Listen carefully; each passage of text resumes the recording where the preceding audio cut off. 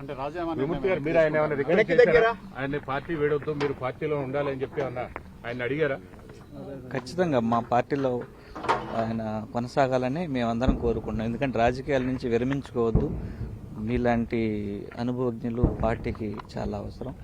So ఖచ్చితంగా మళ్ళీ జగనన్నని ముఖ్యమంత్రి చేసుకోవడానికి అందరం సమాయత్తంగా పనిచేసుకుందామని కోరడం. ఆయన ఏం చెప్పారు సార్? ఆయన ఈ నిర్ణయానికి సంబంధించి ఏం చెప్పారు సార్? విజయసాయి రెడ్డి ఆయన ఏం చెప్పారు సార్? అంటే మీరు అడిగారు కదా, కోరారు కదా, ఏమన్నారు ఆయన? పాజిటివ్ గా ఆలోచిద్దాం. అంటే ఇప్పుడు 10:30 గంటలకు ఆయన రాజ్యసభ సభ్యత్వానికి రాజీనామా చేయబోతున్నారు. అంటే రాజీనామా కూడా చేయబోతున్నారు కదా ఆయన, విరమించుకోమంటే మరి ఏం చెప్పారు ఆయన?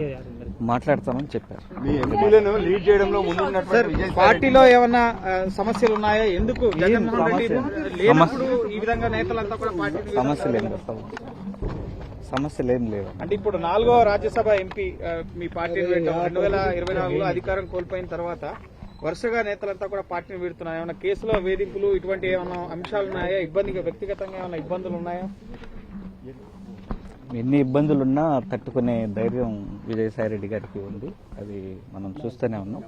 సో ఖచ్చితంగా వీటన్నిటిని ఫేస్ చేస్తూ ముందుకి సాగే విధంగా అందరం కలిసికట్టుగా పనిచేస్తాం. ఎందుకు తను ఈ నిర్ణయం తీసుకోవాల్సి వచ్చిందనేది ఏమన్నా చెప్పారా మీకు? ఏమన్నా విముక్తి గారు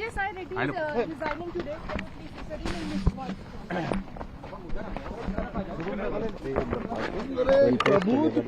Sir, what is the reason that you want to resign?